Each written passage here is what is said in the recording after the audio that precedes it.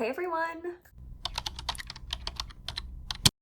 Welcome back to my channel. Today I am talking about all the books that I read in the month of March, and I unfortunately had 3 DNFs in the month of March, but I did finish 7 books. So I have 10 books total to talk about, and I actually have one additional one that I wasn't able to talk about last month that I will talk about this month, and hopefully this is the last time I have to film on the floor because I think the library should be done by the end of this week, where I will at least be able to film in that room.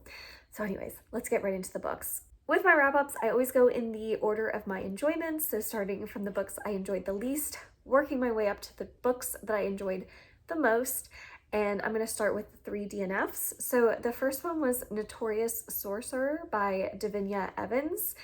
This is one that I gave about 100 pages in, and I just was not interested really at all. I don't have like a specific reason behind this one, except that it was incredibly confusing, not in a fun kind of way where you're like looking to figure out these mysteries alongside the characters or something like that. It was like unintentionally confusing, I think. I wasn't supposed to be confused, and I was very confused, and I didn't know what was going on, and I just really didn't care. So I unfortunately did DNF that one, and I really don't have a solid reason behind it, except that it just wasn't working for me. I have seen other people enjoy this one. Yeah, this one was just not for me. The next DNF I have is, I'm going to talk about the most controversial one last, but the next DNF I have is Infinity Gate by M.R. Carey. This is one I was really excited for. I had never read anything by M.R. Carey, but I know that this author has done a lot of other very popular sci-fi books, and this sci-fi sounded so interesting. It's a new release. It just came out at the end of last month, and it was a sci-fi story that kind of pitched itself as a war for the multiverse. And the first 100 pages of this book were so good, so intriguing. I loved learning about the multiverse in this kind of world, and the rules around the multiverse, and how everything kind of evolved differently in different versions of our universe. It was so interesting to follow, and we were following a scientist who had discovered how to transport between different universes. But then after about the first 100 pages, when we got to around page maybe 200, it started to shift focus, and we were no longer following the same characters. We kind of took a break from the characters we had established in the first part of the book, and we moved to a totally different set of characters that seemingly were unrelated to the first set of characters. There were really no connections, and we no longer were focusing on the multiverse. We were like focusing on like AI conversations, which I'm not against that, but it was very jarring and very bizarre how we switched focus so quickly, and we switched to the cast of characters so quickly. And I was all of a sudden like very much not invested. I became completely uninterested. I didn't care at all about these new characters. I didn't care at all about these new conversations and themes that were being explored. I really wanted to go back to the multiverse stuff. And I kept reading in the hopes that we were going to shift back to the original perspectives or shift back to the original focus, and it just kept not happening. And so I eventually became so uninterested that I was like, okay, even if we do switch back at this point, I don't care anymore. So I was just so frustrated. And so I DNF'd this over halfway into it. I was about 300 pages into this 500-page book, and I DNF'd it because I was just so bummed that it had shifted focus so drastically.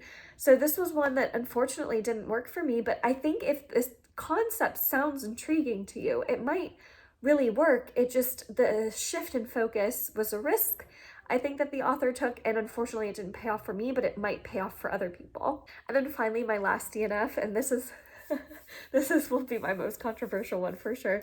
It is Royal Assassin by Robin Hobb. I am DNFing the Farseer trilogy. I read Assassin's Apprentice, and I enjoyed it. I really enjoyed it. I really liked the writing style. I really liked Fitz. I really liked exploring the politics of the world. And I thought the coming of age aspect of the story was interesting. Now, there were definitely parts of Assassin's Apprentice that bored me, I would say, but there were enough interesting scenes and characters that kept me engaged and kept me wanting to read until the very end. And by the time I finished it, the ending was explosive, I think more so than anything else in the book. So I was very excited to keep going, and I had just heard that, you know, this trilogy was going to get better. Like, everybody seemed to like Royal Assassin more. So when I went into Royal Assassin and I got 100 pages in and had been so unbelievably bored the entire time I was reading it, I was like, I don't think this is going to be for me. I just really don't, because if this is the book that a lot of people love, and I'd heard that people don't necessarily love the third book in this trilogy, that it's even slower than the second book, I was like, I don't think I want to sit through this amount of pages where I'm bored just to get a couple amazing scenes. I have way too many fantasy books on my TBR that I think would intrigue me throughout, not only for specific scenes. And I don't care enough about the characters. This world isn't necessarily the most unique thing I've read. There was nothing kind of keeping me going. So I'm DNFing the Farseer trilogy. Now, I am not giving up on Rob and Hobb entirely, because I've heard that the Live Ship Traders trilogy is so vastly different. It's told in third person, it's multi-perspective. So I do still plan on giving that a try, because people seem to enjoy that trilogy, even if they don't necessarily love Farseer.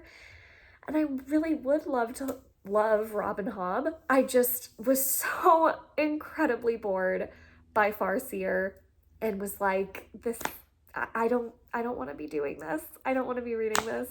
So I stopped. So yeah, I'm so sorry for the Rob and Hobb fans.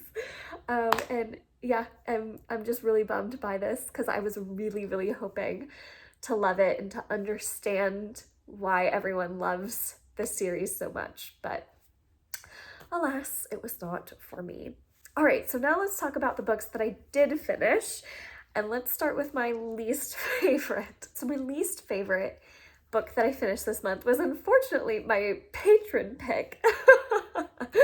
So it's a little bit of a bummer that we're kicking off this wrap up with this book, but it's The Drift by C.J. Tudor. I was going in with medium expectations because I'd previously read The Chalk Man by C.J. Tudor and wasn't a huge fan of that book. Really didn't like it at all. So this was kind of like my second chance with C.J. Tudor, and I've decided C.J. Tudor's not for me after The Drift. The Drift sounded super cool in theory. It says it's kind of like 3 different thrillers all in one. So you're following 3 main perspectives, and each one is in a different dire situation in the middle of winter in the cold. And so you have one character who's stuck in a coach bus that's been overturned, and then you're with another character that's stuck in a cable car that's suspended over ski slopes, that's not moving and is stuck. And then you're following one other character who's in this like retreat type house where people are being murdered and no one knows who's behind it. So all of these things sounded so intriguing. The problem was I did not realize that this was much more of a dystopian thriller. This is very much like kind of a pandemic thriller that I think going through COVID just made this not fun to read. I did not enjoy reading this at all. I always was kind of dreading picking it up because I just didn't like being in these situations. Like, it wasn't fun for me to try and figure it out with the characters. I'm not a huge like fan of survival stories, I think, in general. So that aspect of it wasn't my favorite. And then the twist I thought was clever. and I didn't see it coming, but the problem was the cast of characters was so large, and a lot of the characters felt very much like the same people, that I think when things started happening and certain characters are making it, certain characters aren't, I did not care really at all about any of the characters and their outcomes. So I thought the one kind of good thing that made this stand out in my head was the twist. I will admit it was clever. The one other thing I'll say is this book is pretty graphic and gruesome, and just at a couple times it felt a little excessive. Like, it didn't have to be quite so disgusting. But that's just me personally, because I'm not a huge like slasher horror fan. Again, I'm not a huge like zombie or dystopian kind of pandemic fiction fan. So this just, I think, was a genre that was not my personal favorite. I ended up giving this 3 stars. I think that might be a little bit generous. I think I added a little bit more to that rating because I knew it wasn't, I like was not the target audience at all for this, just not being a fan of this type of thriller. But I also just think like the character work wasn't great, but at least the twist was okay. So take that very mixed review as you will. The next book I have is The Plot by Hanff Korelitz, another thriller, and this one I listened to on audio, and this one, the best way I can describe it is just very, very average. It was not great, it wasn't bad, it was just very mediocre, and it's one that I will not think about probably ever again. That sounds so harsh. It follows a character who is a writing teacher, and he's never really gotten his big break as an author, and he has a student, a part of his class, that comes to him with this unbelievable plot for this thriller book, and it's just the best plot he's ever heard in his life. And so this student ends up passing away, and he decides to take this student's story and tell it himself, and ends up becoming like a best-selling author because of it. But then he starts to get threats of someone who knows his secret and is threatening to expose him.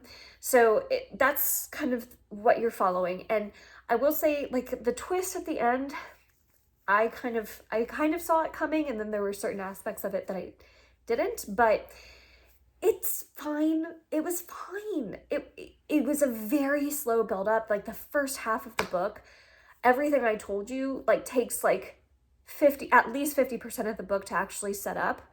So you're just sitting there like waiting for something to happen for so long. And you really, the main character I really didn't care about. I really could have cared less. Like, I just did not like him. I didn't dislike him, but I didn't like him. He was there. He was a character in a book. And then like everything else, just because it had such a slow build up, by the time it actually finally got going, I was like, I don't really care at this point. So I was so checked out. I probably should have DNF'd it, but because I was listening to it on audio and I had already sunk in so much time to it, I was like, let me just finish it. Let me see, maybe the ending's like amazing. But I've seen really good reviews for this, so I think maybe this was just me and me checking out after not being interested in the beginning. So I think if it sounds interesting to you, check it out for yourself. But yeah, this was just so mediocre, forgettable for me, unfortunately. The last 3-star book I have is The Changeling by Victor LaValle. This is one I read at the very, very beginning of the month. And it's one that the more I think about, the more I think maybe I should make it like a 3.5 out of 5 stars. But at the time, it was like a 3. So The Changeling is really interesting because it's a horror fantasy. And that kind of book, it's not even fantasy so much as like magical realism. So magical realism as a genre is very much one that is an anti-buzzword for me. If someone describes something as magical realism, I usually won't pick it up. But this one, because it had horror as a genre like attached to it, I was much more intrigued to check it out.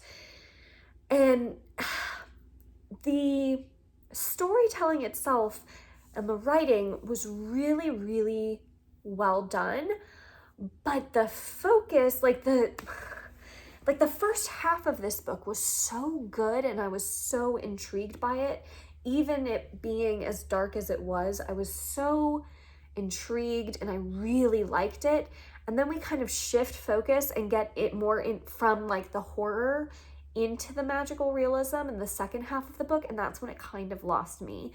So this one's so hard because I think if you like magical realism, I think that this is one that could work really, really well. It reads very much like a dark fairy tale set in our world, and it's really clever in how it's told because you get like a modern setting, but you also get stuff from the past coming up, and the writing touches on really current themes while also being able to explore kind of like this metaphorical fairy tale like world. So it did some things so well, but just for me, it was not my favorite thing.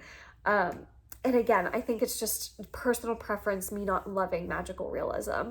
So unfortunately, like the horror part of this book didn't save it for me, but I'm still really glad I read it. And I would be curious to check out other stuff by Victor LaValle because I really liked his writing. And I really enjoyed that first half of the book. It was just, once we like shifted focus and like got more into like the strange and bizarre, I was like, I don't really care for this as much. So take that with a grain of salt. I think you should still check this one out if it sounds interesting to you. Okay, and then the next book I have, I'm not allowed to talk to you about because it's for a secret video project that I'm doing. So I'm just gonna mention it really quick. It's The Atlas 6 by Olivie Blake.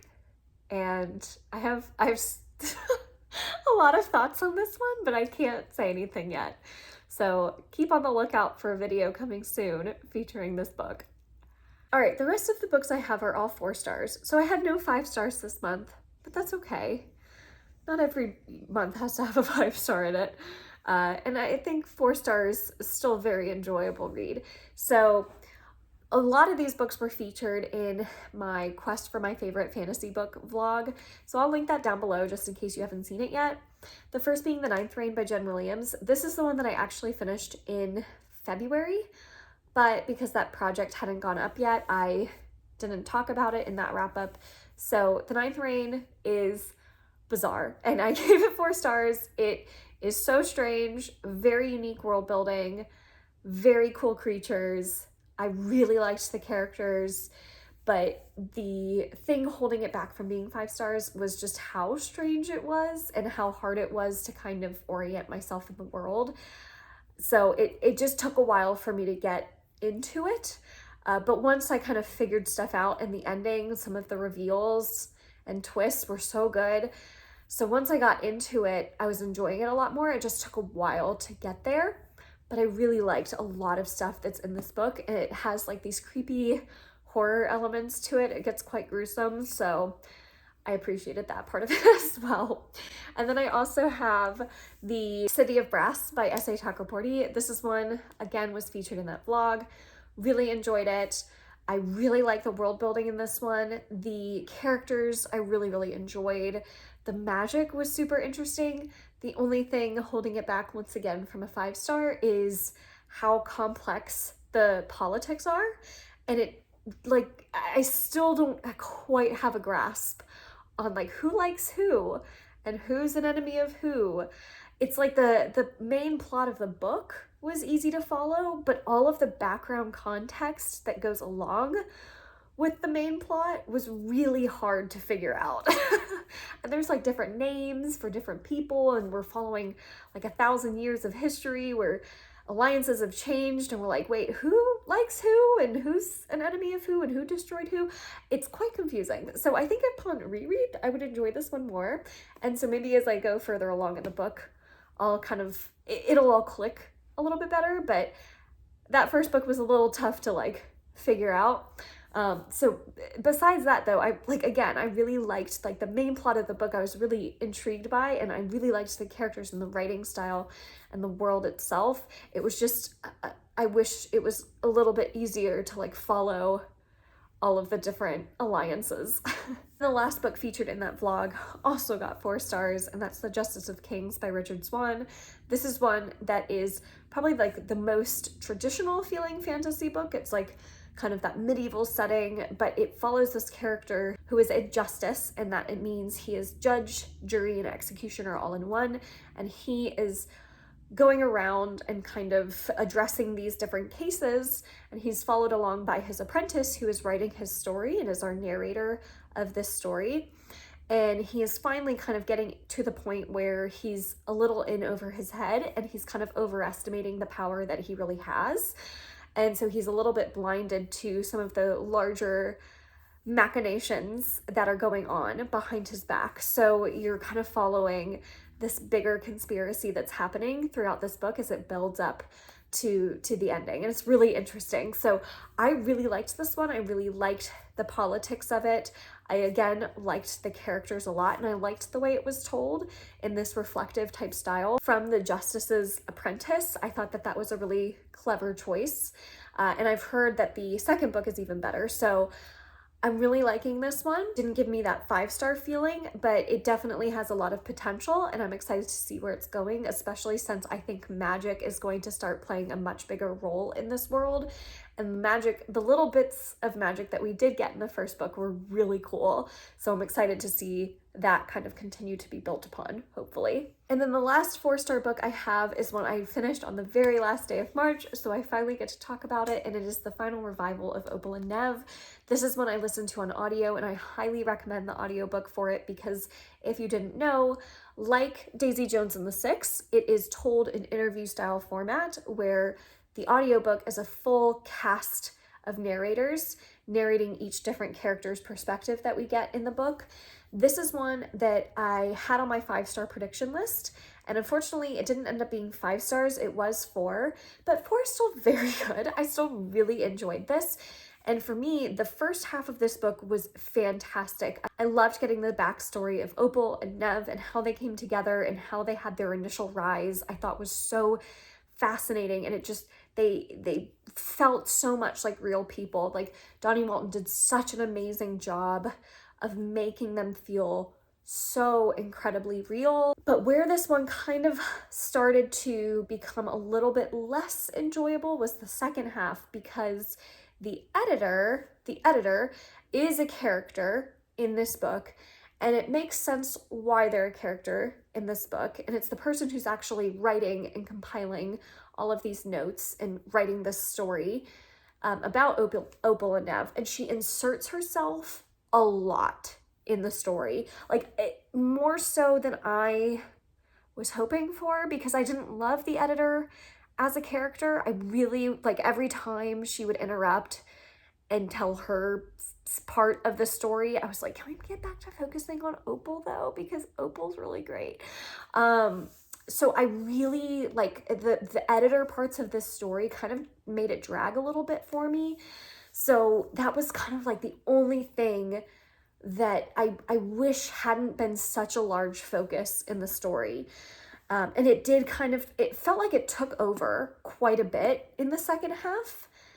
And I'm like, I really didn't want to follow that story. I wanted much more of like Opal's story. Opal was by far my favorite character. And then I will say the other issue that I had with it was Nev as a character, and I think kind of the supporting cast of characters around Opal just didn't feel quite as well developed, quite as strong of characters. Opal by far was the most well developed and the best written. I loved Opal, but just her surrounding cast I didn't feel as much towards. I just didn't feel like I had enough information about them to really care about them as much. So that was like, I think, the only thing that made this not quite as enjoyable for me, but overall I still really liked this one. So those are all of the books that I read in the month of March. What was a book that you absolutely loved that you read in the month of March? I would love to know, so leave those comments down below. Thank you all so much for watching this video. If you enjoyed it, make sure to give it a thumbs up, subscribe if you'd like to, and I will see you all in my next one.